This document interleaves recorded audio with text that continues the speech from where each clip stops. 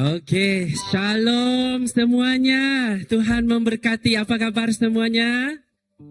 Ya, saya percaya dan yakin dimanapun kita berada maupun yang berada melihat kita secara live streaming, saya ingin mengucapkan selamat datang ke ibadah minggu sidang kedua Bahasa Melayu Christ Baptist Church. Baiklah, di mana-mana pun kita berada, saya percaya dan yakin kita semua diberkati, dan saya percaya tuan-tuan dan puan-puan yang melihat secara online dan juga yang berada di gereja ini, kita semua adalah pemenang pada hari ini. Kenapa? Kerana kita dapat menghadirkan diri kita pada hari ini di tempat ruang kudus ini, dan secara live kami mengucap juga diberkati bersama. Baiklah. Ya, welcome home. Ucap kepada sebelah kiri kanan tuan-tuan puan. Welcome home. Okey, sebelum memulakan ibadah kita pada petang ini, saya ingin berkongsi dengan jemaat semua yang melihat secara online dan juga yang berada dekat sini. Pagi tadi setiap pastor kita ada berkongsi firman Tuhan, iaitu Mazmur 84 ayat 4 hingga 5 versi Alkitab. Okey, versi Alkitab versi Borneo. Jadi ayat 4, diberkatilah mereka yang tinggal di rumahmu, mereka berterusan memujimu. Ayat kelima, diberkatilah orang yang kekuatannya dalammu, yang hatinya tertumpu kepada perjalanan suci. Amin. Daripada ayat ini kita dapat mengetahui bahawa kebahagiaan sejati datang daripada hubungan yang dekat dengan Tuhan, bukan dengan harta ataupun kedudukan. Dan orang yang sentiasa memuji dan menyembah Tuhan akan mengalami sukacita dan damai sejahtera. Amin. Okey, sebagai orang percaya, kita dipanggil untuk hidup dalam kesedaran dan hadirat Tuhan setiap hari. Haleluya. Saudara, kita masih ada, masih kuat sampai hari ini kerana adalah anugerah Tuhan. Dan tiada apa yang perlu kita sombongkan kerana semuanya datang daripada Tuhan. Dan saya percaya yang hadir pada hari ini, kita semua hauskan akan firman Tuhan dan ingin memuji serta menyembah Tuhan. Mari kita bangkit berdiri. Seiring kita membaca doa. Bapa kami di syurga, kuduslah namamu Tuhan. Terima kasih Tuhan, pada hari ini kami masih kuat dan masih lagi berada di sini untuk memuji serta menyembahmu ya Tuhan. Kami mohon kepadamu ya Bapa untuk hadir di ruang ini Tuhan, kerana kami percaya berkumpul 3 ataupun lebih daripada ini Tuhan, Kau hadir di setiap ruang ini Tuhan. Dan kami percaya Tuhan, Engkau menyertai kami sehingga saat ini. Kami percaya Tuhan, Engkau membawa kemenangan bagi setiap kami yang hadir pada hari ini. Tuhan Yesus yang kami percaya, urapilah penyembahan kami pada hari ini Tuhan. Urapilah pujian sembah kami Tuhan. Ini adalah persembahan kami, biar ia berkenan di mata-Mu ya Tuhan. Tuhan, kami berdoa Tuhan, urapi pastor kami akan menyampaikan firman-Mu sebentar nanti. Dan biarlah firman-Mu Tuhan menjadi terang dan membawa kami daripada kegelapan ya Tuhan. Tuhan, sekali lagi Tuhan, kami menyerahkan ibadat kami pada hari ini Tuhan, daripada permulaan hingga akhir, biar semuanya berkenan di mata-Mu ya Tuhan. Sekali lagi Tuhan, kami meminta semua doa ini di dalam nama anak-Mu Yesus Kristus kami berdoa dan amen. Amen. Amen. Terima kasih Dennis. Shalom. Mari kita terus memuji Dia, datang menyembah Dia. Dia yang maha besar. Amen.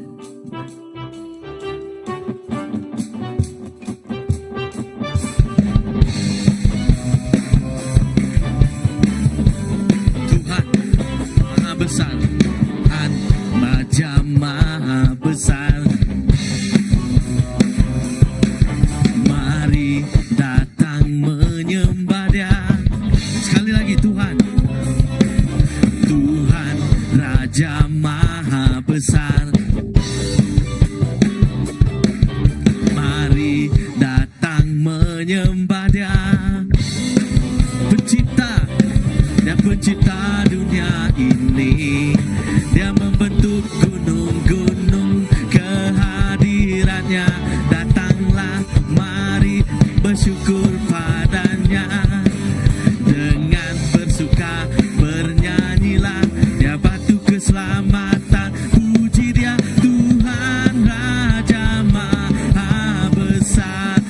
dengan bersuka, dengan bersuka bernyanyilah, dia batu keselamatan, puji dia Tuhan Raja Maha Besar. Sekali lagi, Tuhan Raja Maha Besar. Mari datang menyembah dia, Tuhan Raja Maha Besar. Mari datang menyembah dia, pencipta, dia pencipta dunia ini. Dia membentuk gunung-gunung, kehadirannya datanglah, nyanyi bersyukur padanya. Dengan bersuka bernyanyilah, dia batu keselamatan, puji dia Tuhan Raja Maha Besar. Dia pencipta dunia ini. Dia membentuk gunung-gunung, kehadirannya datanglah, nyanyi bersyukur padanya. Dengan bersuka bernyanyilah, dia batu keselamatan, puji dia Tuhan Raja Maha Besar. Dengan bersuka bernyanyilah, dia batu keselamatan, puji dia Tuhan Raja Maha Besar. Tuhan Raja Maha Besar. Tuhan Raja Maha Besar.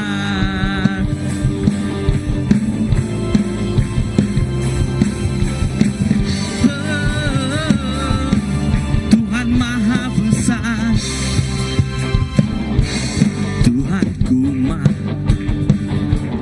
Tuhanku Maha Kuasa, Raja segala raja.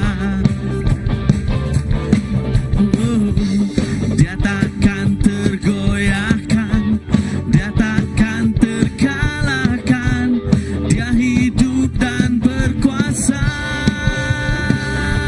Serukan namanya, Yesus Tuhan Raja, segala kuasa tunduk dalam namanya.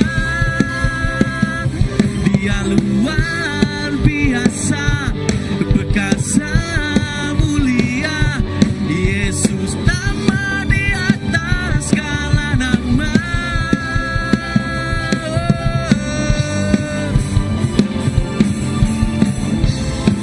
Tuhan Maha Besar.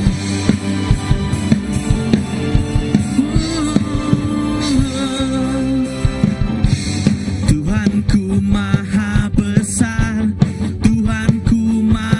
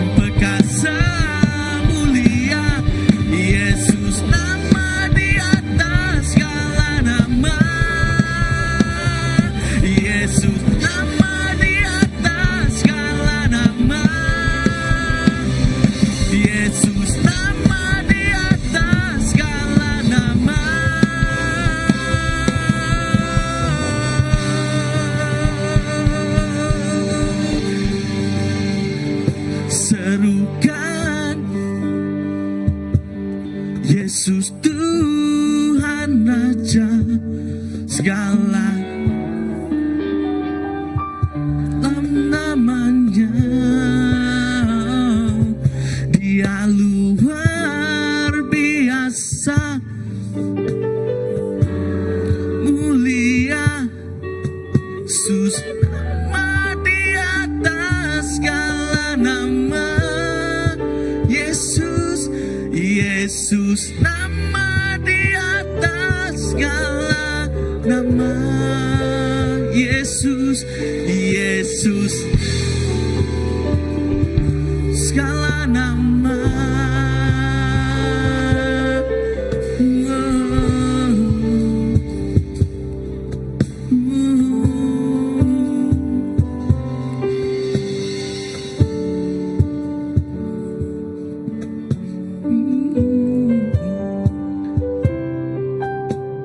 Thank you, Jesus, besar dan ajaib.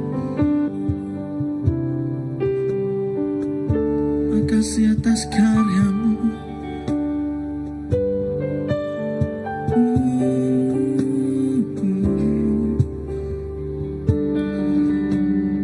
Besar dan ajaiblah karyamu,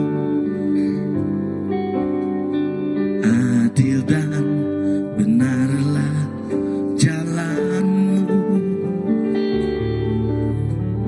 Raja segala bangsa yang maha kuasa, mulialah namamu. Sekali lagi, besar dan ajaib, besar dan ajaiblah karyamu, Tuhan Yesus. Benarlah jalanmu, Raja segala bangsa yang maha kuasa, mulialah namamu.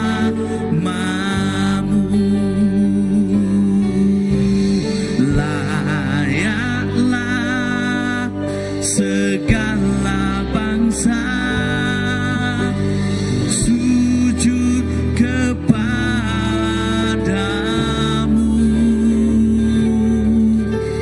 sebab Kau Allah yang kudus, layaklah disembah.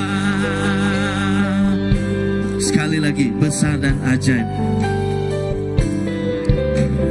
besar dan ajaiblah karyamu. Adil dan benarlah jalanmu, Yesus.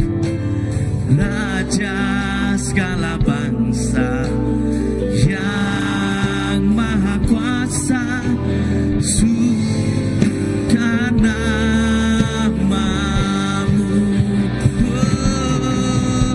Layaklah segala bangsa sujud kepadamu,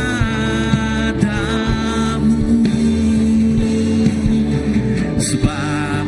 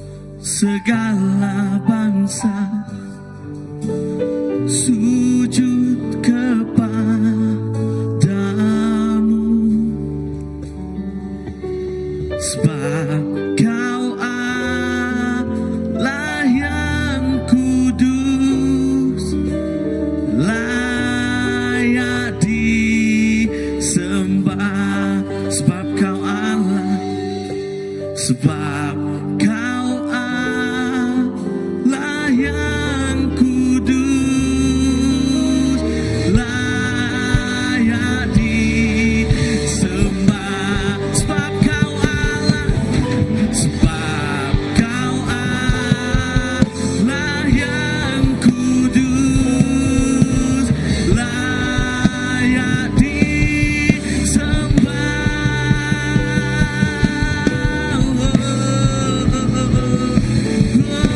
Kau layak Tuhan, Kau layak Yesus, layak disembah, layak ditinggikan.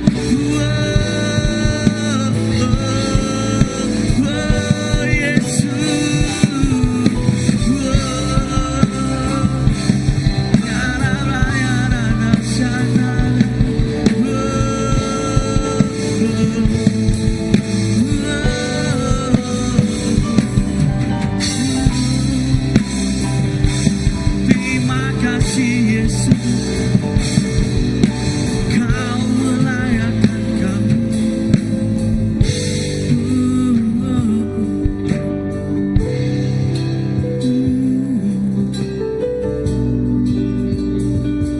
Betapa mulianya nama-Mu, sungguh mulia, sungguh mulia.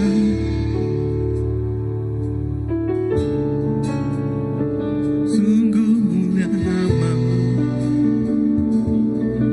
sungguh mulia Kau anak domba.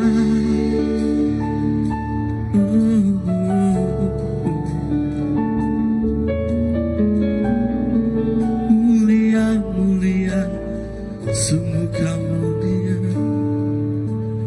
Mulia, mulia, anak domba.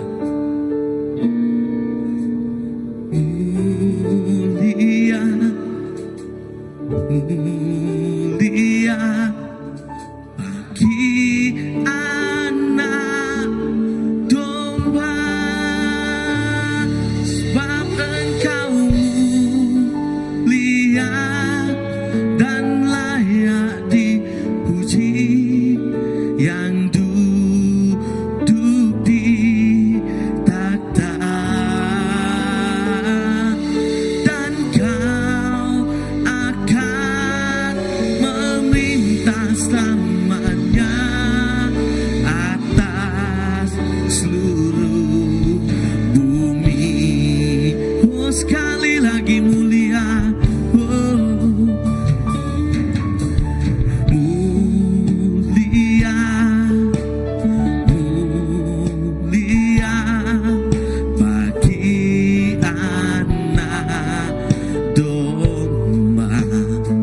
Oh, mulia, mulia bagi anak domba. Sebab Engkau mulia dan layak dipuji, yang duduk di takhta, dan Kau akan memerintah selamanya atas seluruh bumi. Sekali lagi mulia, mulia-Mu Yesus, mulia. Oh,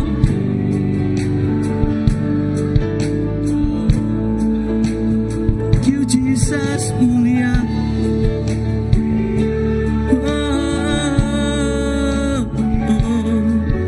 Bagi anak domba, sebab Engkau mulia dan layak dipuji, yang duduk di takhta, dan Kau akan memelihara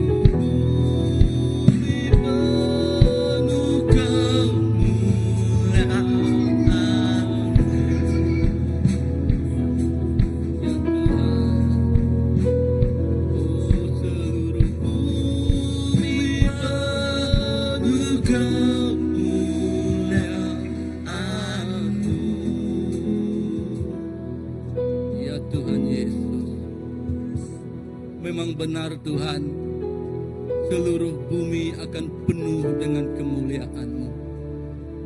Kami percaya Tuhan, kehidupan kami dipenuhi dengan Roh-Mu yang memampukan kami, yang meyakinkan kami, yang memberikan kami satu kekuatan yang baru Tuhan.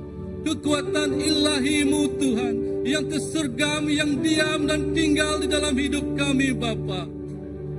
Hari ini Tuhan, kami datang memuji dan menyembah-Mu, menyerah dan membawa hati dan hidup kami ke tangan-Mu Bapa. Kerana hanya melalui Engkau Tuhan, hidup kami dibentuk dan diubah menjadi sebuah bencana yang indah Bapa. Terima kasih Tuhan. Terima kasih untuk kesempatan yang telah Engkau berikan kepada kami. Kesempatan yang sukar untuk kami mengerti Tuhan. Tetapi itulah Tuhan, karena kasih dan pengorbanan-Mu yang sungguh tinggi Tuhan, yang memampukan kami hadir pada saat ini. Biarlah terus di dalam kemuliaan-Mu Bapa, hati kami terus kami serahkan ke tangan Engkau. Biarlah hati kami ingin memberi persembahan yang terbaik untuk-Mu Bapa. Persembahan yang untuk menceritakan keselamatan kepada dunia. Mari kita memberi persembahan kepada Tuhan.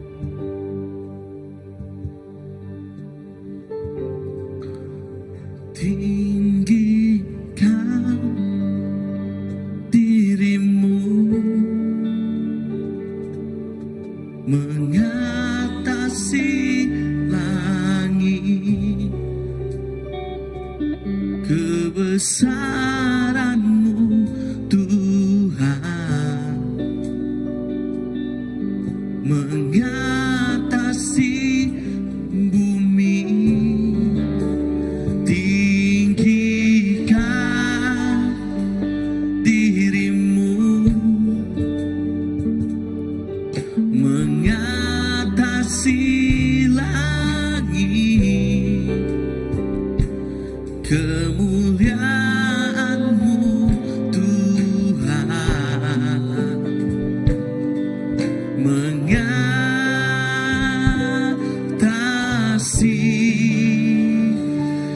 bumi. Sekali lagi, tinggikan dirimu mengatasi langit, kebesaran-Mu Tuhan mengatasi bumi. Tinggikan dirimu mengatasi langit, kemuliaan-Mu Tuhan, kemuliaan-Mu Tuhan,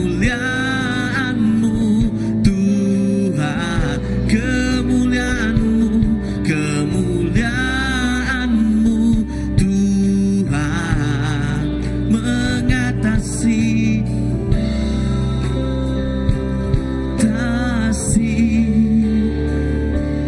bumi.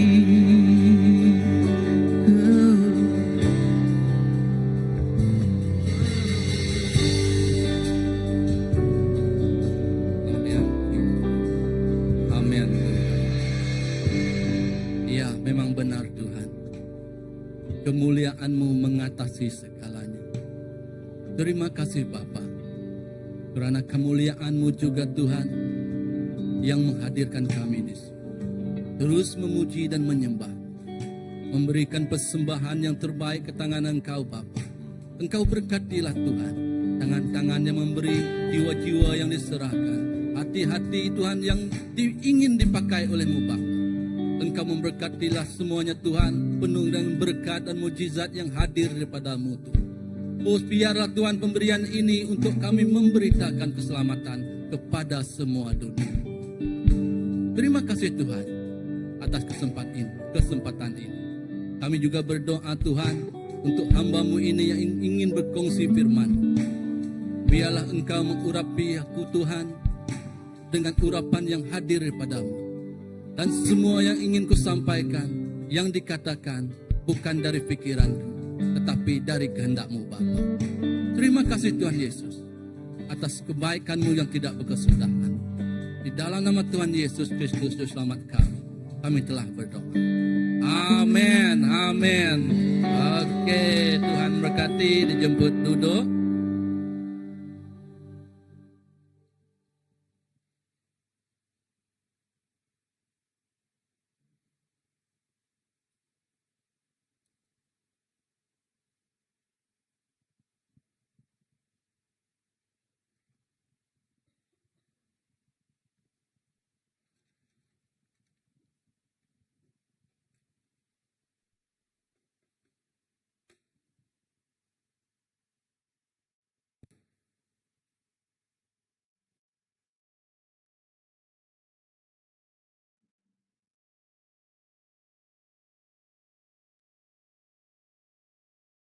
Oke, salam semua. Ya, kita berjumpa kembali. Semua sehat? Kuat dan sehat ya? Karena roh Tuhan ada di dalam kita. Walau apapun tantangan, walau apapun yang kita hadapi dari hari ke hari, semuanya berbeza. Jika kita pikirkan pada setiap hari kehidupan kita, yang kita lakukan adalah aktiviti yang sama. Tetapi belum tentu lagi ungkapan ataupun masa, ketepatan masa itu adalah sama. Pasti kan? Tidak semestinya sama. Kalau kita lihat pada petang hari ini, minggu ini, sebuah perjalanan yang agak jauh bagi diri saya dan keluarga. Dari Kuala Lumpur singgah di Kuching, dari Kuching pergi ke Debak, pukul 9 malam tadi sampai di Debak, dan pagi tadi pukul 8 sudah berangkat ke Kuching semula. Itu adalah karena kerinduan hati kita. Kerinduan dan kesempatan untuk kita terus melayani. Bukan hanya melayani Tuhan di gereja, tidak. Tetapi menunjukkan kasih Tuhan kepada saudara-saudara kita. Sama ada yang mengenali Tuhan ataupun belum mengenali Tuhan. Amin. Jadi saya percaya kehidupan kita orang yang percaya tidak hanya bergantung kepada kehadiran kita, hadir dan balik ke gereja. Tetapi apa yang membuktikan kita menjadi anak-anak yang betul-betul hendak dan ingin dipakai Tuhan ialah perubahan di luar gereja kita. Seterusnya, apa yang ingin saya kongsikan pada petang hari ini, kadang-kadang dalam kehidupan kita, sesuatu yang kita tidak sangka, itulah yang terjadi. Kadang-kadang juga kita rasakan diri kita tiada apa-apa, tetapi lewat kehidupan kita, kekurangan kita, Tuhan pasti bekerja dan berkarya melalui caranya yang tersendiri. Ini yang ingin saya kongsikan adalah pembalikan ilahi. Pembalikan ilahi adalah suatu perubahan, sesuatu yang tidak dipakai dan tidak berguna bagi manusia, menjadi sesuatu yang memberi manfaat, yang memberi kebaikan kepada kehidupan, dan memberi berkat kepada orang lain. Kadang-kadang kita rasa kehidupan kita tiada artinya, tiada gunanya. Kita rasa kehidupan kita jauh lebih kurang berbanding dengan orang lain. Kadang kita rasa kita yang paling kecewa sekali. Kita rasa kita ditinggalkan. Kita kecewa. Ada satu kisah dan cerita di mana seorang ini dia putus cinta. Putus cinta di saat usia sama belajar di university. Ceritanya seperti inilah. Ini kisah benar. Tetapi siapa dia? Rahasia lah. Di university. Kehidupan di university, dia berjumpa dengan kekasih hatinya. Mereka bercinta sampai habis semnya. Tetapi selepas waktu habis pengajian mereka, mereka merancang hendak mendirikan sebuah mahligai kehidupan di dunia ini. Tetapi apa yang terjadi? Kerana kita tidak boleh mengambil anak orang sesuka hati dan kita tidak boleh membuat sesuatu keputusan dengan sesuka hati. Hakikatnya, apa pilihan mereka berdua adalah tidak diterima oleh ibu bapa di pihak perempuan berkenaan. Kenapa? Kerana dia sudah ada pilihannya sendiri. Maksudnya, jodoh itu ditentukan ibu bapanya. Sini ada yang ditentukan ibu bapanya. Ustaz apa? Biasanya kita suatu masa dulu mungkin kita ditentukan ibu bapa kita. Karena bagi anak yang menyerahkan kesemua kepada ibu bapa yang mencarinya. Tapi bagi kita yang ingin mengenali sendiri, kita yang menemuinya. Semua itu jodoh kata orang. Apa yang terjadi? Mereka terpaksa putuskan perhubungan mereka.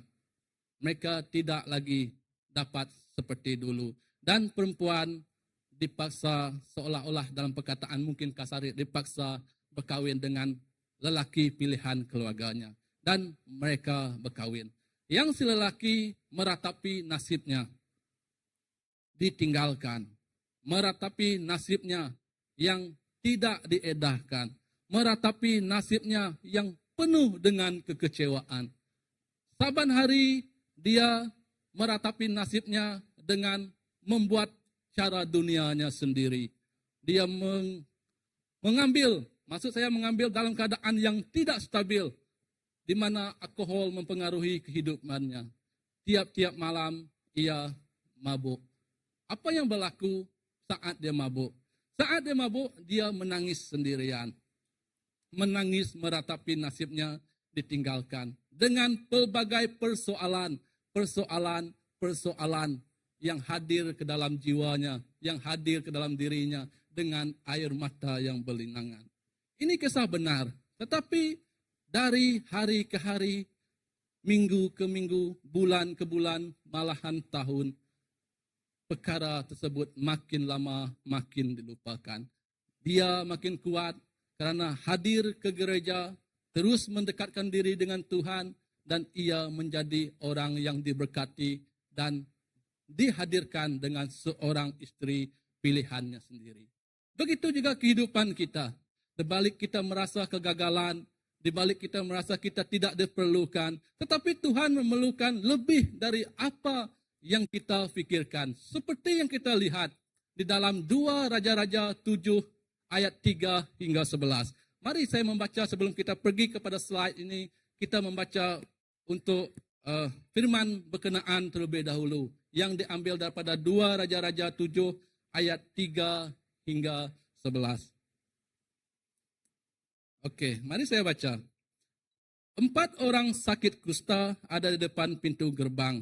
Berkatalah yang seorang kepada lain. Ada 4 orang pesakit kusta. Mereka berkata seperti ini, yang salah seorangnya di antara mereka lah, mengapakah kita duduk di sini sampai mati? Oke.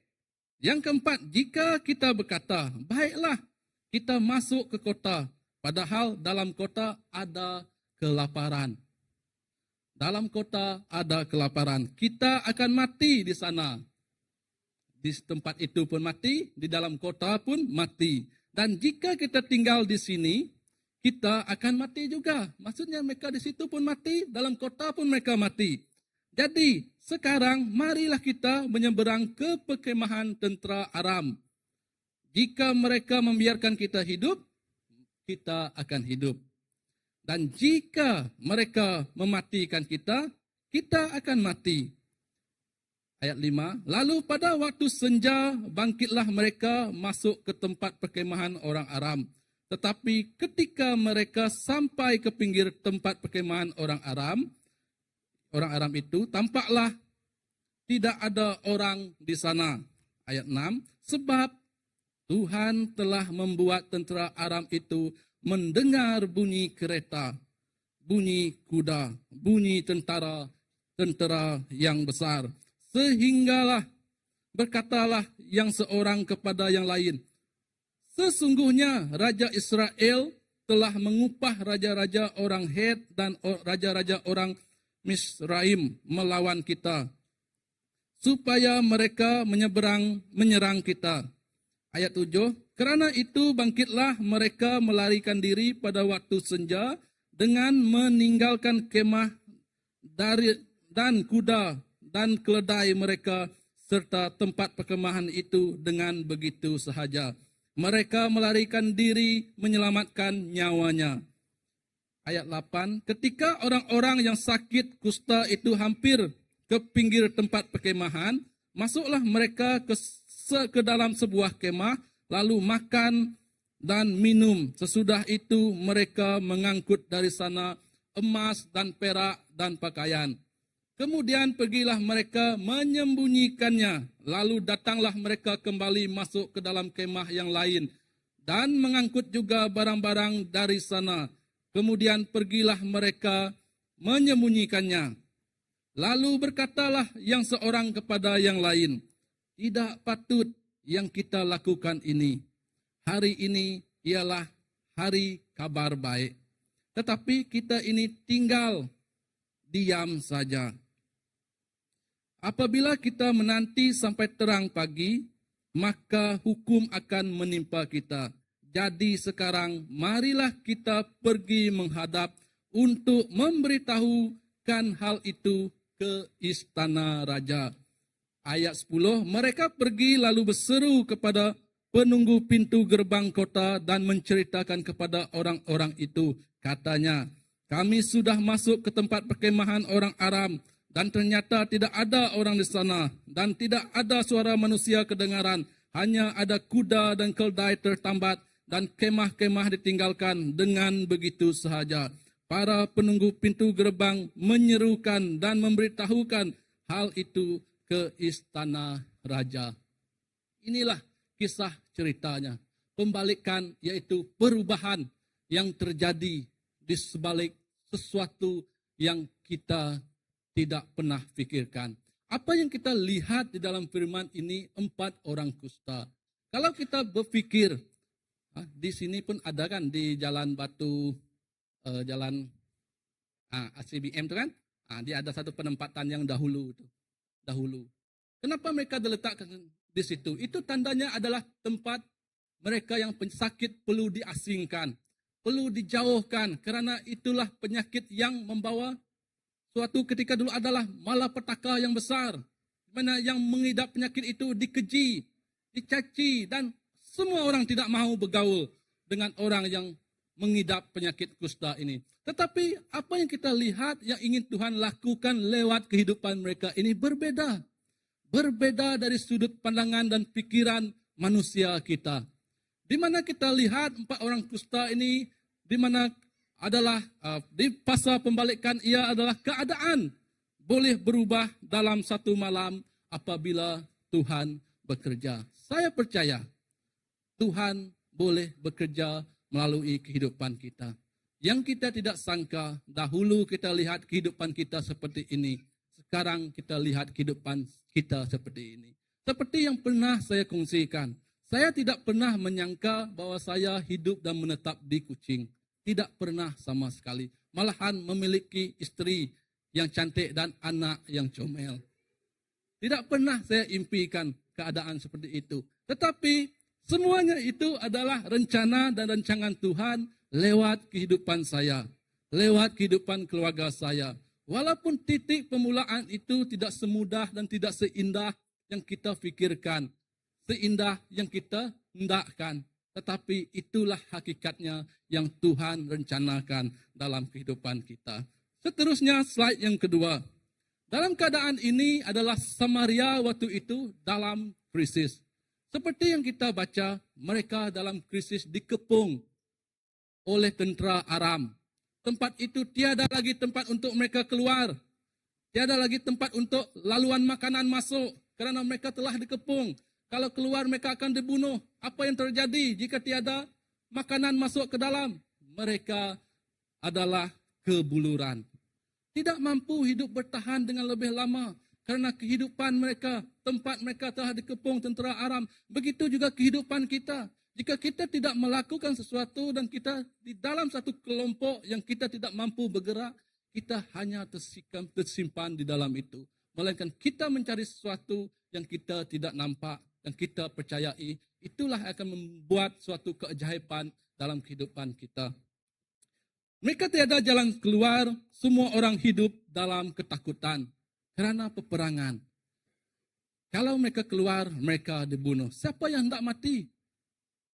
Tiada seorang pun yang hendak mati. Walaupun hakikatnya semua orang akan mati. Tetapi bila dan bagaimana, tiada seorang pun kita mengetahuinya, melainkan hanya Tuhan yang Maha Esa. Di luar gerbang ada 4 orang kusta yang sedang memasuki fasa ilahi. Fasa perubahan yang hendak dipakai Tuhan. Ada 4 orang pesakit kusta yang awalnya tadi dipinggirkan, disisihkan, tidak disuruh tinggal bersama dengan orang di dalam kota. Mereka tiada pilihan. Mereka diasingkan di tempat orang lain. Kehidupan mereka rasa tiada artinya bagi mereka. Tetapi apa yang kita lihat, orang yang ditolak manusia itu, mereka berasa tersisih, tidak diterima masyarakat. Kadang-kadang mungkin kita rasa kehidupan kita tidak diterima oleh masyarakat. Biasanya, kadang sebagai orang yang percaya, kalau kita lain dari yang lain, kadang orang tidak mau bergaul dengan kita. Untuk menarik perhatian orang bergaul dengan kita, kita terpaksa mengikuti cara orang lain. Adakah itu suatu kesaksian yang harus kita tunjuk, kesaksian yang benar, yaitu mengikuti orang lain supaya kita diterima di dalam masyarakat? Ataupun kita tetap dengan pendirian kita untuk terus berpegang pada apa yang kita imani dalam kehidupan kita orang yang percaya. Yang kedua adalah mereka hidup di luar kota. Orang tidak memerlukan mereka. Tiada fungsi apa-apa. Dan tiada masa depan. Tiada juga kedudukan. Di dunia ini, kadang-kadang kedudukan itu menjadi satu pilihan bagi dunia. Tetapi bagi Tuhan, ia sebaliknya. Tuhan bukan memanggil orang itu kerana kedudukannya lebih tinggi, tetapi kerana hatinya yang sanggup untuk berubah dan diubah. Tetapi hatinya yang sanggup untuk berjalan melakukan pekerjaan Tuhan. Yang melakukan dan menyahut tujuan yang ingin Tuhan sampaikan dalam kehidupannya. Apa tujuan Tuhan dalam kehidupan kita? Selain ia katakan beranak pinaklah di dunia ini. Selain daripada itu dia katakan apa lagi? Ialah jadikanlah semua bangsa sebagai muridku. Maksudnya tanggung jawab itu bukan terletak pada pastor, senior pastor, pada ketua-ketua pelayanan. Tidak. Itu adalah terletak kepada semua kita orang percaya yang beragama Kristen. Orang yang percaya bahwa Yesus hidup dan memberi kehidupan baru kepada kita. Seperti yang kita lihat dalam 1 Korintus 1:27. Tetapi Allah telah memilih apa yang bodoh bagi dunia ini untuk memalukan orang yang bijak. Dan Allah telah memilih apa yang lemah di dunia ini untuk memalukan apa yang kuat. Ini adalah satu firman untuk kita sentiasa mengingati dan sadar akan kehidupan kita. Kadang-kadang bila kita rasa kita dipakai Tuhan dengan lebih, kita rasa kita yang hebat. Kita rasa diri kita yang lebih. Hakikatnya Tuhanlah yang membuatkan kita seperti itu. Tuhanlah yang menjadikan kita selebih yang kita miliki pada hari ini. Bukan kerana kita manusia, tetapi kerana Tuhan yang memilih kita. Namun Tuhan juga sering memakai yang kecil, yang lemah, yang dianggap gagal. Kita rasa kita kecil, terlalu kecil untuk melakukan sesuatu yang besar. Kadang-kadang kita rasa kita gagal untuk melakukan sesuatu yang kebenaran. Kalau kita lihat iman Moses saat Tuhan memberikan untuk dia membawa umat Kristen ke tanah perjanjian, adakah ia tahu laluan apa yang Tuhan ingin bawa dalam kehidupannya? Tidak. Tuhan tidak kata kamu akan lalu sungai ini, lepas ni sungai ini, okey kamu nak tak? Tidak. Dia bukan macam kehidupan kita. Kalau kita ingin west, kita boleh tengok tempat ni, tempat tu. Sedangkan yang lain dia ikut perjalanan sendiri, sedang perjalanan dia masih jauh. Kalau kita west, dia terus pergi ke tempat tersebut tanpa ada persinggahan. Begitu juga firman Tuhan yang ingin Tuhan katakan kepada kita. Itulah laluan yang sepatutnya kita lalui. Kalau Moses, dia kata Tuhan kata satu persatu. Mesti dia akan kata kepada umat Israel juga waktu itu, adakah mereka akan keluar dari Egypt? Sebab pemikiran mereka telah diracuni dengan ketakutan, dengan ketidakpastian masa hadapan mereka. Tuhan terpaksa meletakkan ataupun membuktikan kekuasaannya untuk mereka percaya kepada Tuhan.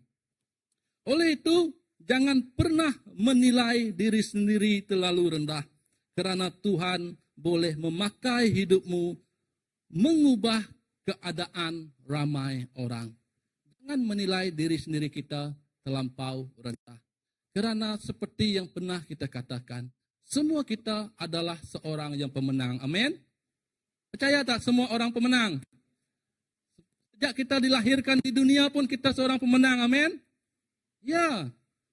Kalau kita lihat secara biologinya, dari beribu-ribu sperm, hanya satu saja yang membentuk manusia. Betul tak? Ya. Maksudnya, jika dari beribu-ribu itu hanya satu saja yang menjadi, maksudnya itulah pemenangnya. Jika kita sudah dipilih dan pemenang dari asasnya, pertamanya, maksudnya tiada kekalahan yang mampu menjatuhkan kita. Amin. Tiada dunia yang mampu memandang kita lain dari yang lain. Kerana itu ciptaan yang luar biasa dari Tuhan. Mungkin anggotamu, fizikalmu tidak cukup, tetapi rohmu adalah sempurna. Jiwamu adalah sempurna. Kerana itulah yang datang dari Tuhan. Kesempurnaannya, ia serahkan dan ia bagikan kepada kita. Dan seterusnya, titik pembalikan semula. Ini adalah perubahan yang terbesar terjadi dalam 4 orang sakit kusta itu. Seperti yang kita baca tadi, apa yang dikatakan mereka? Mengapakah kita duduk di sini sahaja sehingga kita mati? Adakah mereka ingin duduk di situ saja sampai mereka mati? Sudah semestinya, maksudnya kesedaran itu timbul. Duduk di situ tidak membawa hasil. Membuat dalam keadaan tersepit seperti itu, tidak melakukan sesuatu, tidak membuahkan erti. Jadi mereka terpaksa dan harus melakukan sesuatu. Karena nasib bukan untuk kita ratapi. Yang terjadi dalam kehidupan kita bukan untuk kita kenangi, tetapi untuk kita hidupi satu kehidupan yang baru, kehidupan yang berjalan bersama dengan Tuhan. Kebangkitan mereka, keputusan mereka, kalau kita lihat di sini, kesedaran mereka yaitu mereka menyadari keadaan sebenar apa yang terjadi. Dan mereka bangkit dari keputusasaan, ditolak oleh masyarakat, tidak diperlukan, malahan diejek. Malu dalam situasi yang memalukan. Penyakit kulit, kadang-kadang bila kita ditekan kehidupan mereka ini hidup yang ditekan, ditindas dan ditekan. Sampai mungkin satu saat mereka merasakan mereka patut mati dan tidak perlu hidup di dunia ini. Tetapi Tuhan melakukan sesuatu yang sebaliknya. Mereka membuat keputusan untuk melangkah ke hadapan. Di fasa pembalikan bermula apabila mereka berhenti menyerah. Tidak lagi berkata sudah tiada harapan. Mereka berhenti pasif. Pasif ini ialah berdiam diri, tidak melakukan segala sesuatu. Tetapi apa yang mereka lakukan adalah mereka tidak lagi duduk menunggu keajaiban. Kadang-kadang kita berdoa menunggu keajaiban. Berdoa menunggu keajaiban. Tetapi kita tidak melakukan sesuatu yang menghidupkan doa kita itu, yang menghidupkan iman kita itu untuk kita melihat sesuatu yang luar biasa terjadi dalam kehidupan kita. Dan seterusnya ialah mula melangkah dalam iman. Ini yang selalu dikatakan. Melangkah dalam iman. Kalau kita berbuat iman tanpa perbuatan, orang kata mati. Kalau cinta tanpa kasih sayang, tak menjadi. Kalau kita bertepuk sebelah tangan, tidak akan berbunyi. Jadi sesuatu yang kita lakukan adalah satu tindak balas yang seharusnya kita perbuat, yaitu tidak tahu hasilnya tetapi percaya kepada Tuhan. Itulah iman. Seperti yang kita tengok Abraham. Adakah bila Tuhan suruh dia pergi ke satu tempat, dia menanya apa yang semua? Tak ada. Bila Tuhan katakan kamu adalah bapa semua bangsa, apakah Abraham waktu itu sudah ada anak? Tidak ada. Satu pun belum ada. Malah istrinya mengandung pun belum. Macam mana Tuhan? Kamu kata saya bapa segala bangsa. Apakah ini betul Tuhan? Kadang-kadang kita selalu bertanya dan menyoal persoalan seperti itu. Tetapi apa yang Abraham imani itu adalah, itulah yang terjadi. Seperti yang kita lihat sekarang ini. Maksudnya tiada yang mustahil. Jika itu banyaklah bintang berkelipan di langit, begitu banyaklah kita di dunia ini. Semuanya keturunannya. Dan seterusnya adalah kita tengok dari slide sebelum tadi. Iman tanpa buat mati itu dalam Yakobus. Ya, Yakobus 2:17. Demikian juga halnya dengan iman. Jika iman itu tidak disusuli perbuatan, maka iman itu pada hakikatnya adalah mati. Seperti yang dikatakan tadi. Perbuatan itu menandakan kita mengimani apa yang ada di dalam diri kita. Dan seterusnya adalah iman yang bergerak. Mereka berjalan ke perkemahan musuh. 4 orang sakit kusta berjalan ke perkemahan musuh. Mereka tidak punya kekuatan, mereka tidak punya strategi, mereka tidak punya senjata. Apa yang mereka punya? Iman mereka yang ingin berjalan ke tempat itu tentera Aram berkenaan. Mereka nak pergi ke situ. Kalau mereka pergi masuk ke dalam kota, mereka pun mati. Kelaparan, kebuluran. Mereka tunggu di tempat mereka tadi, mereka pun mati. Tak ada apa nak buat, makanan pun tak ada. Kalau macam tu lebih baik kita berjalan ke tempat tentera Aram. Mereka kata buat keputusan seperti itu. Mereka berempat berjalan ke tempat tentera Aram. Dengan iman mereka, dengan keadaan mereka, dengan penyakit mereka.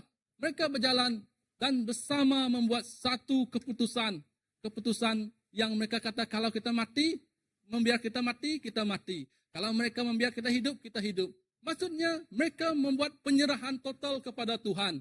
Mereka tidak meletakkan pengharapan pada diri mereka sendiri, pada pemikiran mereka sendiri. Tapi ini adalah satu keputusan untuk mereka letakkan ke dalam tangan Tuhan sepenuhnya.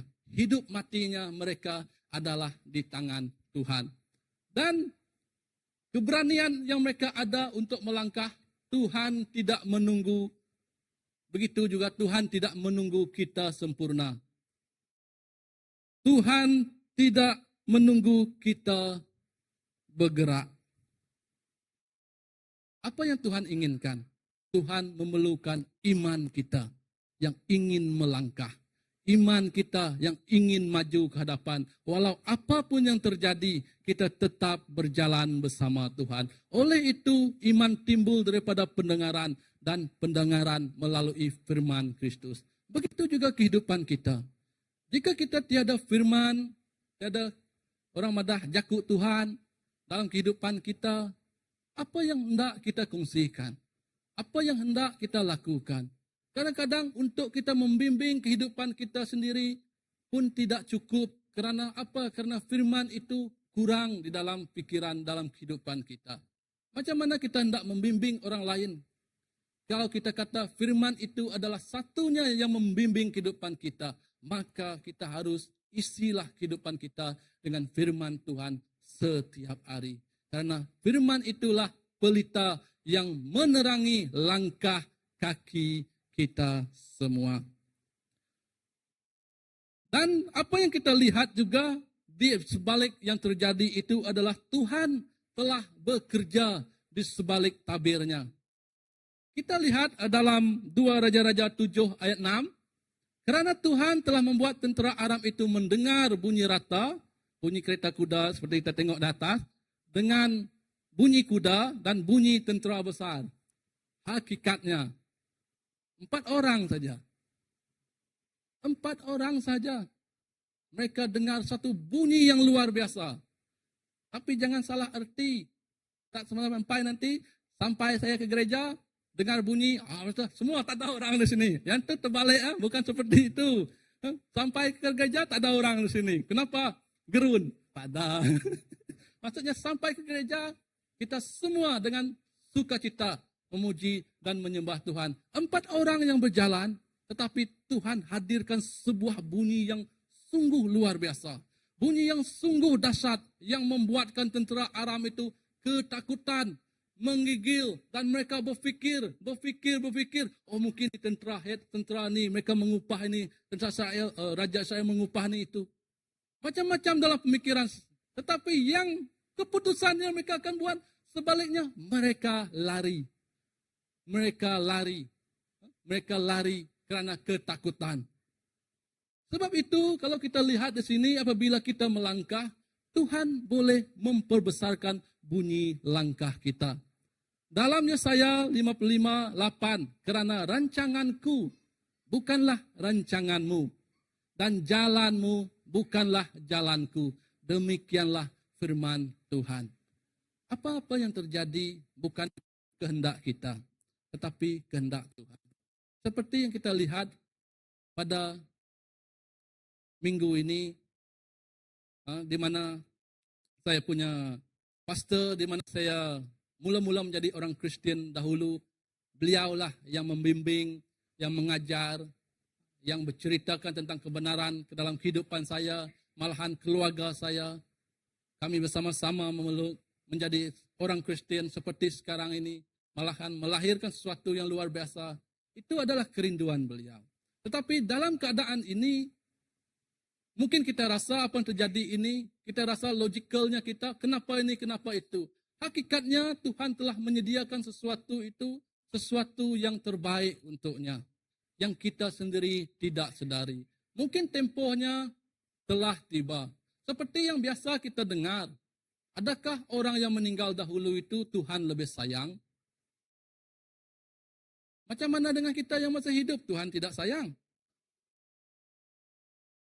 Persoalannya sering timbul seperti itu, tapi hakikatnya bukan seperti itu. Kerana yang pergi dahulu itu adalah waktunya telah tiba. Kita yang tinggal ini adalah peperangan kita masih perlu diteruskan. Kehidupan kita masih perlu ditunjukkan dengan kasih dan perbuatan. Itu yang Tuhan kehendaki, kerana tujuan hidup kita belum selesai lagi. Dan seterusnya, perkemahan apa yang terjadi bila mereka berjalan di situ, kedengaran bunyi yang sungguh menggerunkan, seolah satu batalion tentera ingin menyerang mereka, mereka lari. Dan bila lari inilah satu berkat yang hadir dalam kehidupan mereka berempat tadi. Perkemahan musuh kosong, apa yang mustahil mungkin terjadi. Saat mereka tiba, musuh sudah lari, makanan tersedia, emas dan perak pun ada, kemenangan sudah disiapkan Tuhan. Wow, ini belum datang berperang lagi nih. Dia berjalan kaki saja, 4 orang yang sakit berjalan kaki saja, bukan berperang. Sampai-sampai ya, sudah ada kemenangan Tuhan siapkan. Sudah ada berkat Tuhan sediakan. Lapar ada makanan Tuhan berikan. Miskin ada emas dan perak Tuhan sediakan. Mereka kata mereka kalah. Berjalan saja sudah kemenangan Tuhan berikan dalam kehidupan mereka. Begitu juga kehidupan kita. Jika kita terus bersandar kepada Tuhan, meletakkan Tuhan di tengah-tengah dan di center kehidupan kita, tiada yang mustahil untuk kita melakukan suatu mujizat. Tuhan lakukan suatu mujizat dalam kehidupan kita seperti yang mereka nikmati pada waktu ini. Kadang-kadang Tuhan sudah menyediakan jawaban. Kita masih mencarinya. Jawaban sudah Tuhan berikan. Kita masih mencarinya. Kadang-kadang kita tidak puas hati dengan apa yang telah Tuhan beri. Contohnya, kita berdoa untuk sesuatu dalam kehidupan kita. Contoh budak 10 tahun. Dia berdoa supaya Tuhan melembutkan hati bapanya membeli motosikal untuknya. Contohnya. Adakah Tuhan akan tunaikan doa dia itu? Tidak. Kadang-kadang Tuhan tidak akan menunaikan permintaan kita karena kadang-kadang permintaan itu boleh mencelakakan kita. Boleh memudaratkan kehidupan kita. Sehingga kita lupa.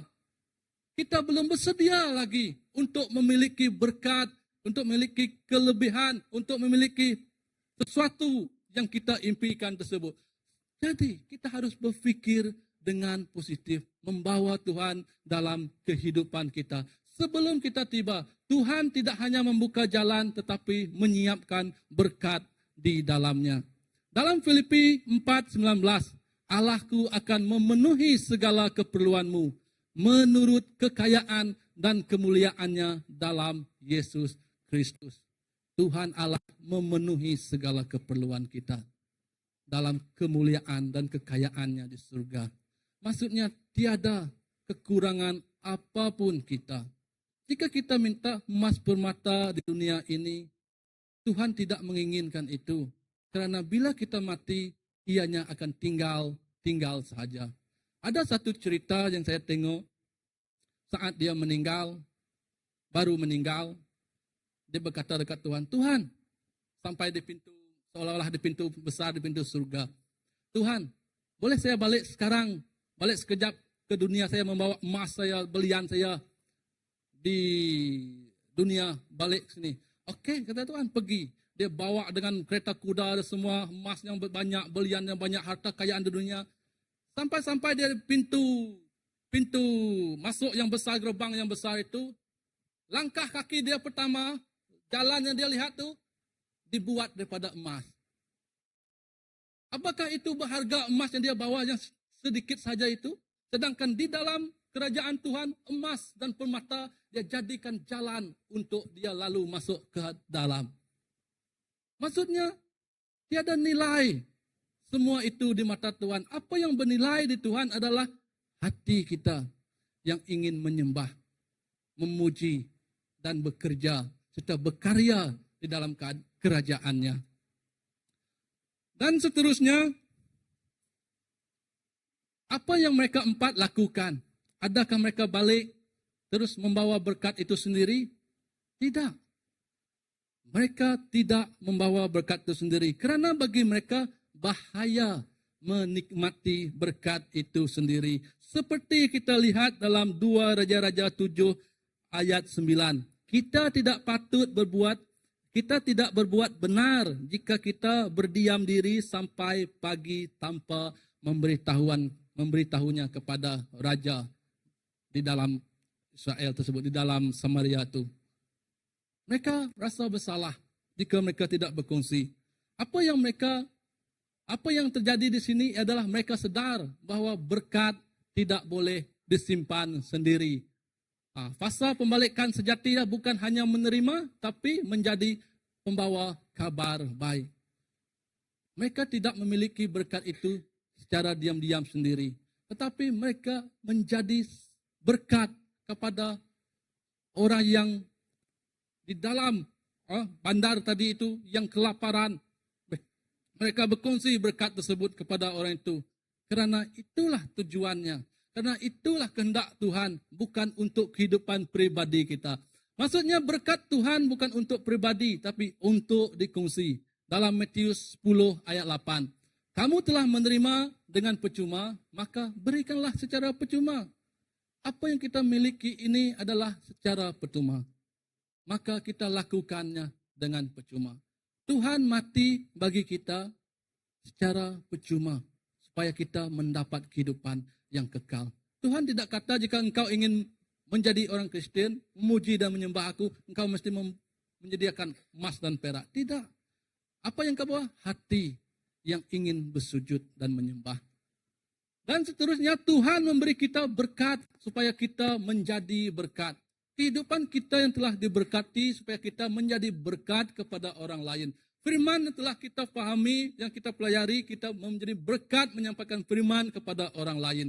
Kehidupan dan kesedihan yang pernah kita hadapi menjadi berkat untuk menguatkan orang lain di saat kesedihan hidupnya. Maksudnya, tiada satu pun yang kita rasakan kelemahan dalam diri kita untuk kita tidak melakukan sesuatu.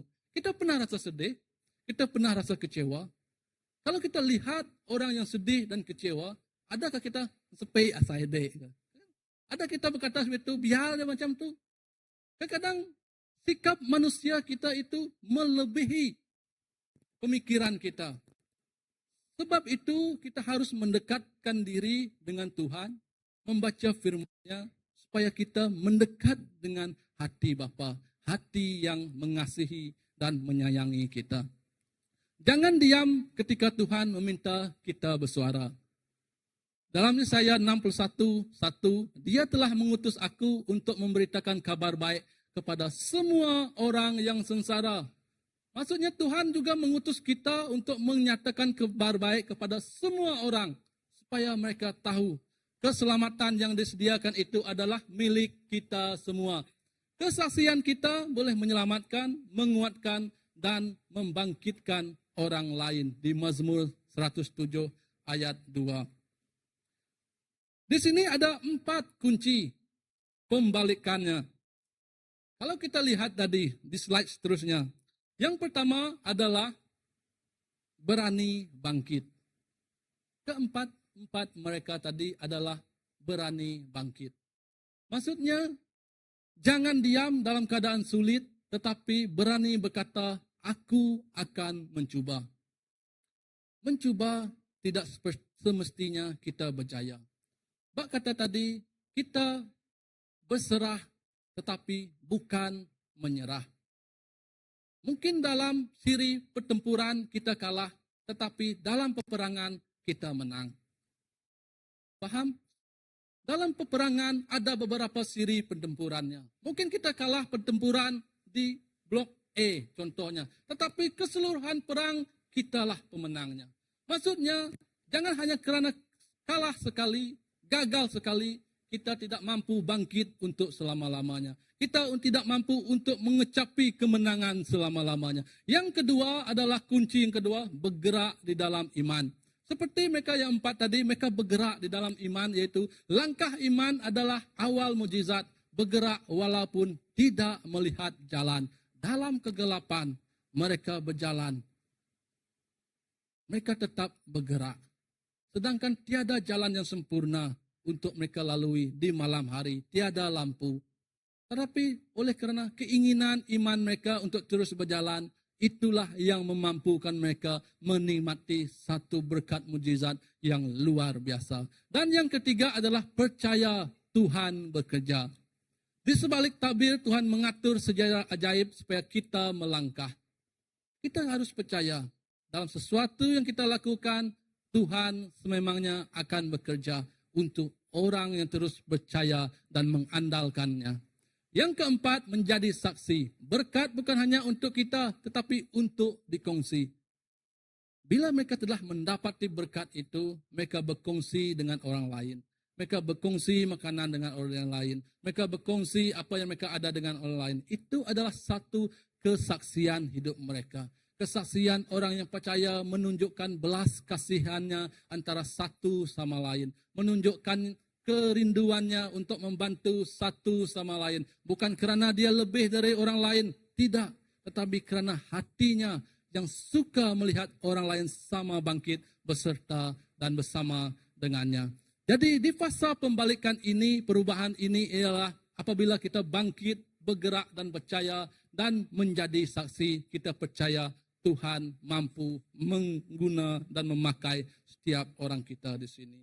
Dan yang terakhirnya, ini adalah deklarasi iman. Declaration. Deklarasi iman.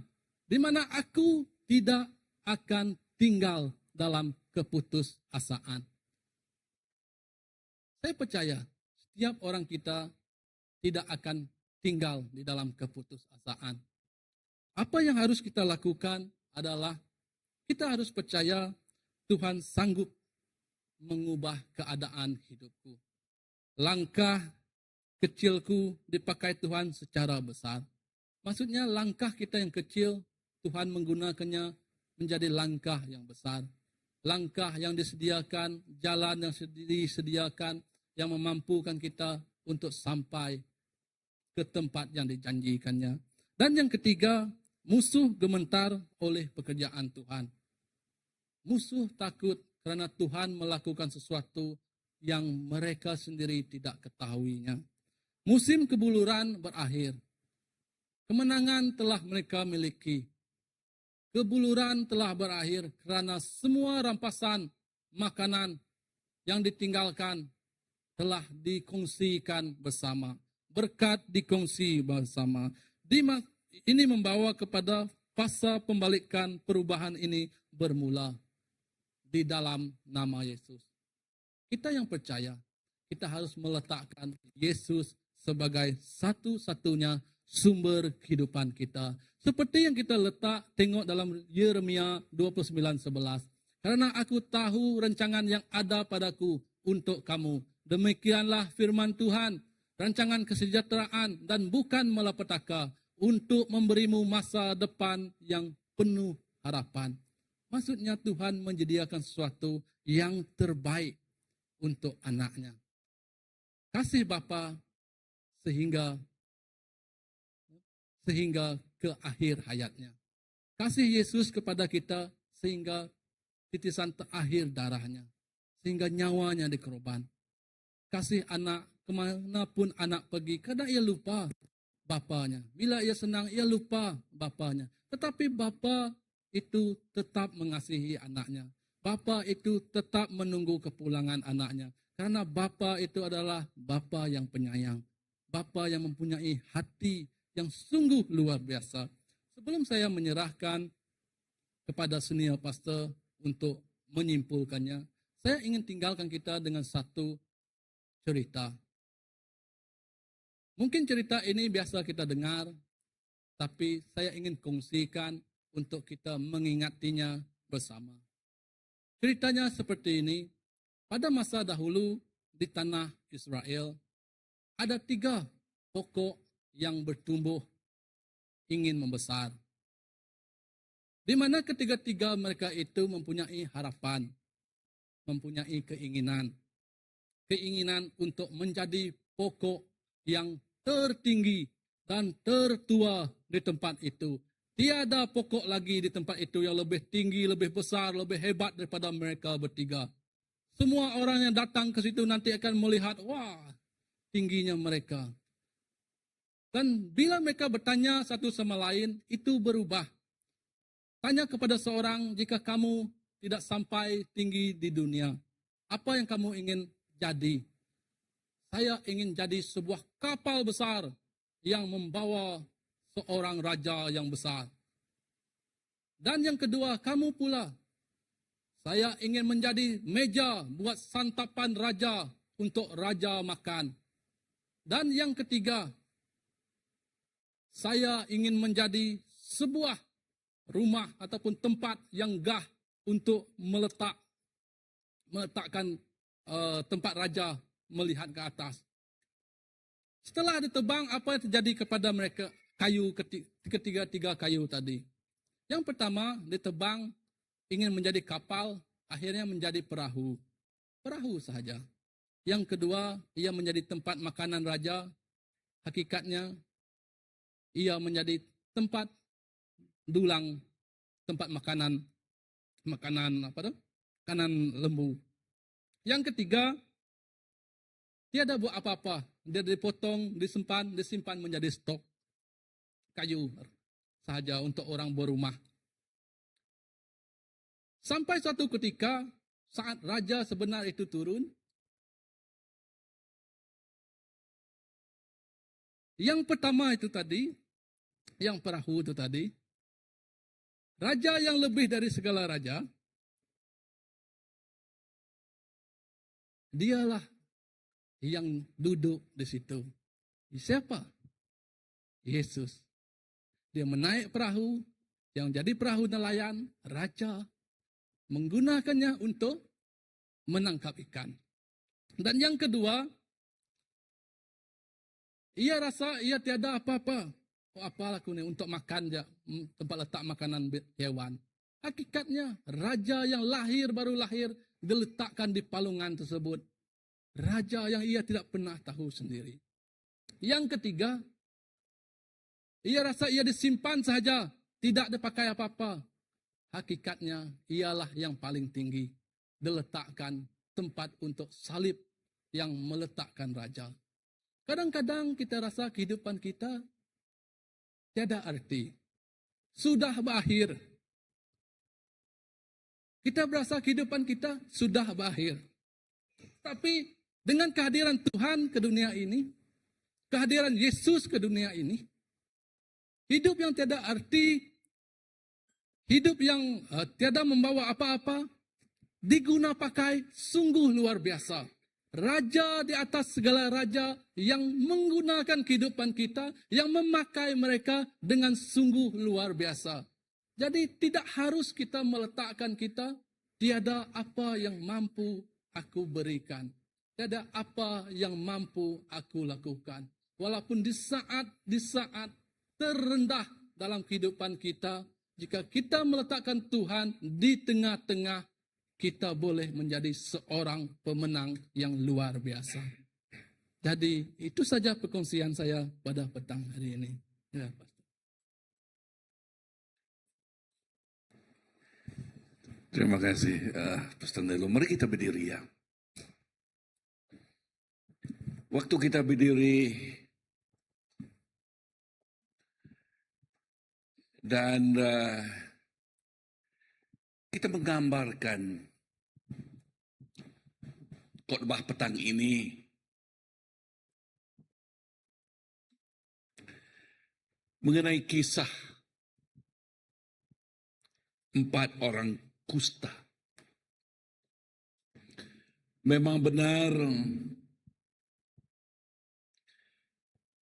apa yang dikatakan kusta atau orang sakit kusta ialah orang yang ditindas, ialah orang yang tidak ada kedudukan, ialah orang yang tidak ada nama, tidak bermaya, tidak ada harta, bahkan diasingkan, dibuangkan. Inilah gambaran orang yang sakit kusta.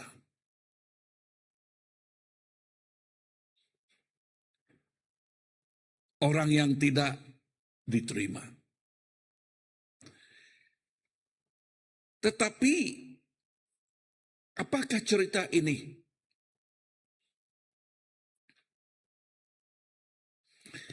Bahwa cerita ini mengatakan kepada kita bahwa tidak ada keadaan yang terlalu suka bagi Tuhan. Tidak ada yang mustahil bagi Tuhan. Walaupun orang dunia tidak melihatnya, orang dunia tidak mempedulikannya, orang dunia mengatakan, "Nyahlah engkau." Tetapi bagi Tuhan, Tuhan mempunyai rencana. Tuhan mempunyai rencana di dalam kehidupan kita. Justru itu, jangan sekali kita merendah-rendahkan diri. Jangan sekali kita mengatakan, siapalah aku ini. Jangan sekali kita mengatakan, aku tidak tahu bercakap, aku tidak tahu bertutur, aku tidak ada ini, tidak ada itu. Bagi Tuhan, jikalau Dia telah memilih kita, memang Dia telah memilih kita, ya, maka kita ini ialah orang yang dipakai oleh Dia yang begitu luar biasa. Seperti apa yang saya katakan, kesimpulan pagi tadi saya katakan begini. Ya, Tuhan yang bersama dengan kita benar. Benar kita merasai seperti orang yang tidak berguna. Just like ashes. But the Lord can turn these ashes into beauty. Tetapi Tuhan boleh mengubah debu ini yang tidak ada bermaya ini untuk menjadi sesuatu yang berguna. Memang kita from nothing. But the Lord, when the Lord's hand is upon us, we become something. Dari tidak ada apa-apa. Nah, bahkan jikalau kita melihat diri kita, benar kan? Kita ada ceritanya tersendiri. Setiap kita. Sebelum Tuhan menjamah kehidupan kita, di mana kehidupan kita dahulunya? Kan? Ya. Tetapi kita melihat Tuhan mengangkatkan kita.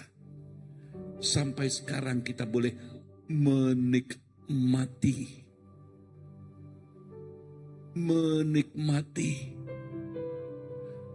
berkat yang Tuhan telah sediakan kepada kita. Tetapi adakah Dia berhenti di situ? Tidak. Bagi saya, Dia tidak akan berhenti di situ saja. Semalam saya berbicara dengan seorang kawan, umurnya 82 tahun. 82 tahun. Dia ialah pensioners, ya, pensioners. Dan satu perkataan yang kami perbualkan, ya, yang kami bincangkan, how to end well in our life. Macam manakah mengakhiri kehidupan kita dengan baik? Sebab di dalam dunia ini banyak sekali yang kita, Goliath yang kita tempuhi, gunung ganang yang kita tempuhi, maksud saya kesukaran, cabaran di dalam kehidupan ini. Ya. Tetapi adakah kita dikalahkan oleh segala Goliath itu, cabaran itu, gunung ganang itu, kesukaran itu? Tidak. Sebab Tuhan mempunyai rencana di dalam kehidupan kita. Dan jikalau kita sentiasa taat, berpaut, bersandar kepadanya, maka kita merasai berkatnya sekarang sampai kita meninggalkan dunia ini. Tetapi setelah kita diberkati waktu kita di dunia ini, jangan menyimpannya kepada diri sendiri. Kita harus bahagikan berkat itu. Amin. Dan kita menjadi berkat, supaya kita menjadi berkat kepada orang lain. Nah, apa yang Tuhan katakan petang ini kepada kita?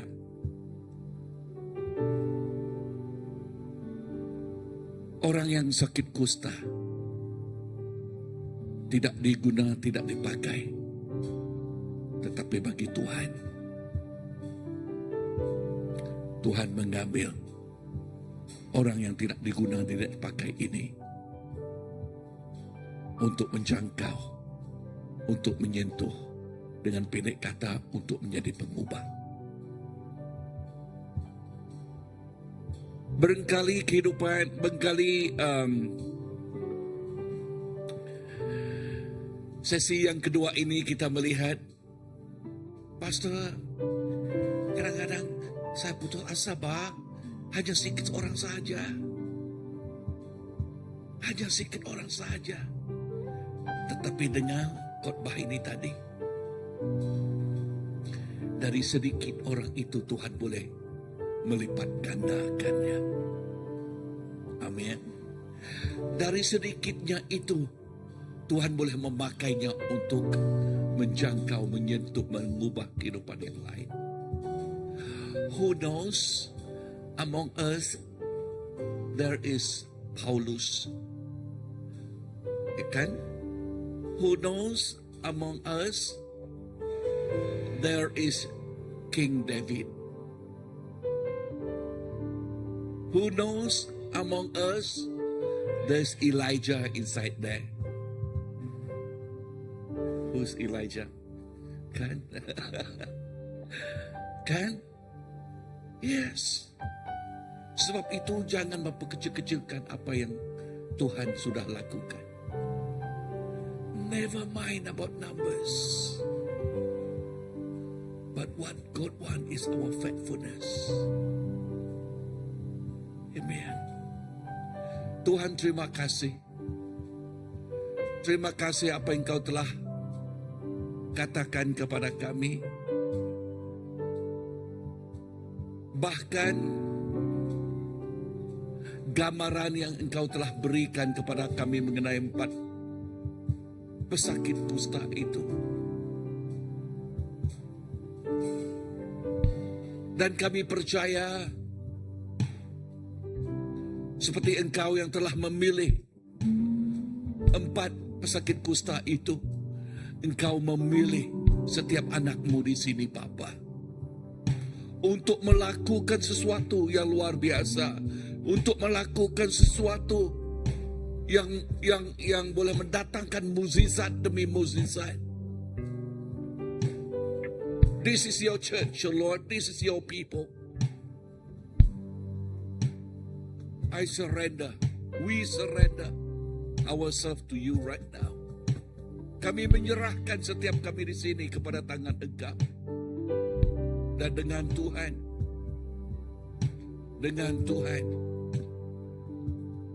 from nothing, we become something. From zero, we become hero in the Lord. Father, thank you for the faithfulness of everyone here. Thank you, Lord. Bless each one of us. Our worship team, thank you for each one of them. Terima kasih kepada setiap mereka, Tuhan. Dan saya menyerahkan kepada setiap anak-anak ini kepada tangan Engkau. Inilah anak Engkau telah pilih untuk membawa kemenangan Yesus Kristus, untuk membawa keajaiban Yesus Kristus. We are the change agent in you. Terima kasih Bapa. Di dalam nama Yesus, Tuhan dan Juru Selamat kami sudah berdoa. Semua katakan amen, amen, amen. Mari kita duduk ya. Amen. Okey, waktu kita duduk Sabtu ini, ialah 26 tahun CBC telah ditumbuhkan dan semua kita sudah tahu dan kita digalakkan untuk datang, dan membawa makanan dan juga membawa piring, Okay. Ya. Dan kita ada tetamu juga ada datang di sini bersama dengan kita. Okay, dan besok saya akan confirm dengan YB dan Datuk Georgina dia tidak boleh datang, tetapi dia menghantar 4 officer dia datang. Okay, 4 officer datang. Barangkali saya akan telefon barangkali esok. That's how the Lord lead me tomorrow. Okay, saya telefon CEO John Kennedy Janang. Dia ialah Unifor apa? Tapi what is? Let me see.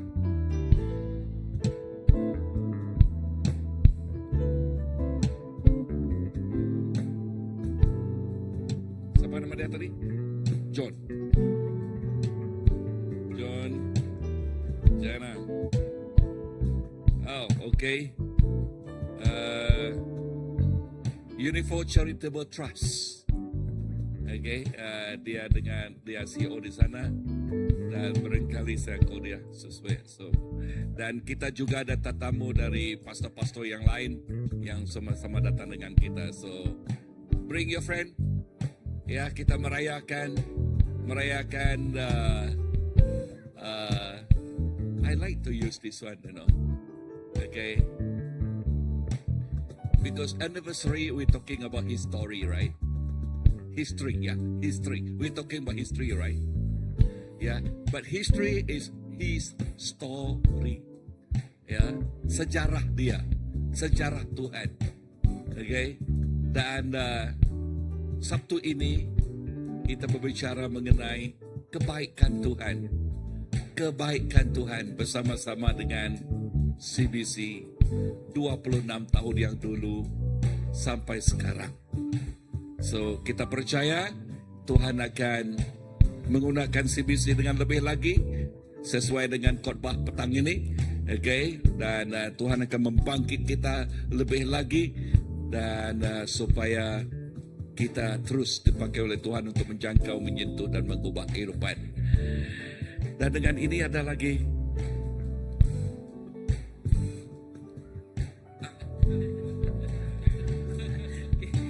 Okey, terima kasih Pastor, Senior Pastor di atas firman sebentar tadi.